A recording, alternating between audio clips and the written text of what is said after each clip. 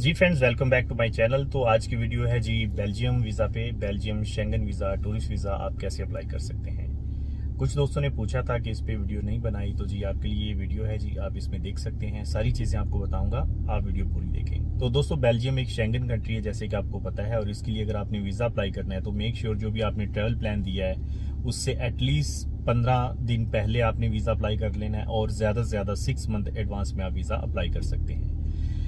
इसके लिए जो डॉक्यूमेंटेशन चाहिए, सेम शेंगन कंट्रीज के जो डॉक्यूमेंटेशन होती है वही है। कुछ चीज़ें इसमें है जो मैं आपको एडिशनल बताऊंगा, वो आपने लाजमी करनी है। तो सबसे पहले दोस्तों, इसकी अपॉइंटमेंट का इशू आजकल चल रहा है। अपॉइंटमेंट जो है वो जल्दी नहीं मिल रही, दुबई में भी और अबू धाबी में भी।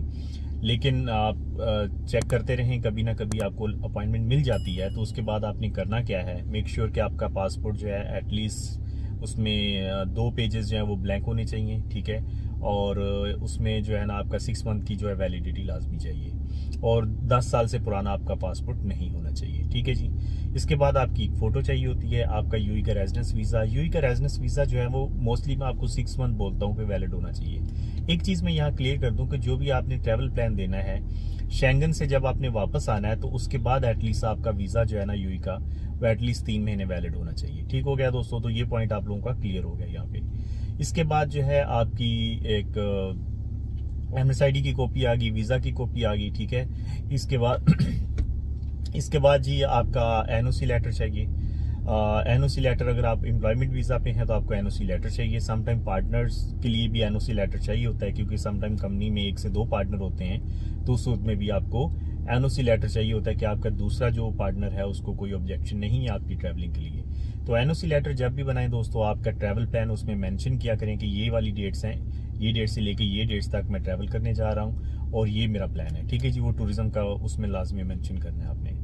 और दूसरा ये है कि इसके बाद आप, और अगर पार्टनर हैं तो साथ में ट्रेड लाइसेंस की कॉपी भी लगा दें, ठीक है जी। इसके बाद लास्ट 3 मंथ की आपकी बैंक स्टेटमेंट चाहिए। बैंक स्टेटमेंट स्पेशली जो आप एम्प्लॉयमेंट वीज़ा पे हो दोस्तों, तो आपने वो लगानी है जिसमें आपकी सैलरी जो है वो शो होनी चाहिए, ठीक है। अगर आपकी सैलरी समझ लें 8,000 है, तो आपकी हर महीने 8,000 8,000 8,000 ही सैलरी आनी चाहिए। ऐसा नहीं है कि एक महीने 8,000 आ रही है, दूसरे महीने 5,000 आ रही है, अगले महीने 6,000 आ रही है, तो इस तरह नहीं होगा। तो प्रॉपर एक बैंक स्टेटमेंट होनी चाहिए जिसमें सैलरी जो आपकी मेंशन है, ज़्यादा हो तो अच्छी बात है, कम नहीं होनी चाहिए, ठीक है। 3 महीने की बैंक स्टेटमेंट चाहिए, और 3 महीने में सैलरी का जो डेट होती है वो आगे पीछे भी अगर हो जाती है तो उसका कोई इशू नहीं है। सैलरी की डेट कभी 5 होती है, कभी 7 होती है, कभी 8 होती है, तो इससे कोई फर्क नहीं पड़ता, लेकिन मेक श्योर कि सैलरी आपकी एटलीस्ट सेम आनी चाहिए। ठीक हो गया जी।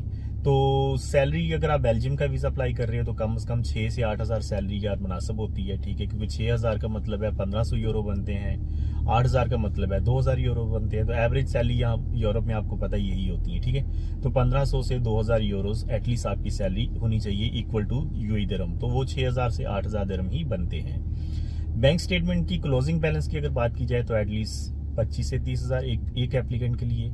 अगर 30 से ऊपर हो जाए तो ज़्यादा अच्छी बात है, ठीक है जी। साथ में आपकी जो है ट्रैवल इंश्योरेंस चाहिए होती है जो 30,000 यूरोस को कवर करती हो। होटल बुकिंग चाहिए, फ्लाइट रिजर्वेशन चाहिए, day to day travel plan आपने बताना है कि आपने बेल्जियम में कहाँ कहाँ ट्रैवल करना है, तो वो आपने प्लान देना है। और मेक श्योर कि प्लान आपका 6-7 दिन से ज़्यादा बड़ा नहीं होना चाहिए। 5 से 7 दिन एक आइडियल प्लान होता है, ठीक है जी। इसके बाद आपका जो कवर लेटर होता है वो आपने देना है। कवर लेटर मेक श्योर कि आप एक अच्छा सा बनाएं, प्रॉपर बताएं, आप बताएं अपने बारे में कि आप यूएई में कब से हो, यूएई में क्या कर रहे हो, आपकी मंथली इनकम कितनी है, आपने कहाँ कहाँ ट्रैवल किया है, और आपका पर्पस क्या वहाँ जाने का। कवर लेटर में आपने लाजमी ये चीज़ें सारी बतानी है।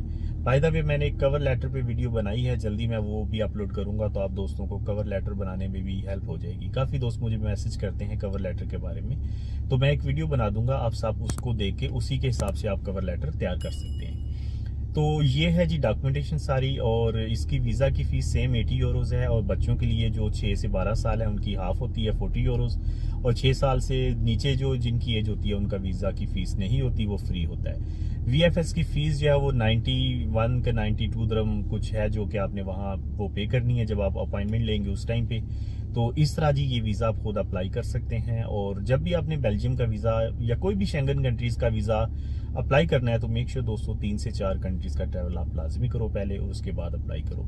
और कम से कम यूएई में 1 साल लाजमी आप गुजारो, उसके बाद ही बड़े वीज़े जो होते हैं ना, शेंगन वीज़ा या यूके वीज़ा, कनाडा, ऑस्ट्रेलिया या फिर यूएसए, इस तरह के बड़े वीज़े जितने भी होते हैं ना, कोशिश करो जब आप यूएई में 1 साल गुजार लो, आपका वीज़ा प्रोफेशन अच्छा है, सैलरी अच्छी है, ट्रैवल हिस्ट्री अच्छी है, बैंक स्टेटमेंट अच्छी है, तभी आप बड़ी कंट्रीज का वीज़ा अप्लाई करें, नहीं तो ज़्यादातर रिजेक्ट हो जाते हैं आप। ठीक है, एक चीज़ और यहाँ पे मैं क्लियर कर दूं कि अगर आप फैमिली के साथ अप्लाई करते हैं तो समटाइम जो है ना, आपको पता है कि मोस्टली फैमिलीज जो होती हैं, वाइफ जो होती है वो हस्बैंड वीज़ा पे होती है, तो आप स्पॉन्सर होते हो, तो उस सूरत में आपने एक एनओसी लेटर लिखना होता है अपने लिए और बच्चों के लिए कि मुझे कोई ऑब्जेक्शन नहीं है, मेरी वाइफ या मेरे बच्चे मेरे साथ ट्रैवल कर रहे हैं और इनकी जो भी ट्रैवल की कॉस्ट होगी वो मैं बेयर करूंगा। ठीक है जी, तो एक इस तरह का एक एनओसी लेटर आपने लिखना होता है अगर आप फैमिली के साथ ट्रैवल कर रहे हैं। ठीक है जी, तो ये तरीकाकार है दोस्तों सारा। इसमें ये डॉक्यूमेंटेशन की लिस्ट जो है वो मैं डिस्क्रिप्शन में भी दे दूंगा, आप वहां से चेक कर लीजिएगा। तो दोस्तों व्हाट्सएप पे कॉल ना करें, आप व्हाट्सएप पे मैसेज कर दें और जो भी आपने पूछना होता है पूरा टेक्स्ट मैसेज या वॉइस मैसेज करें।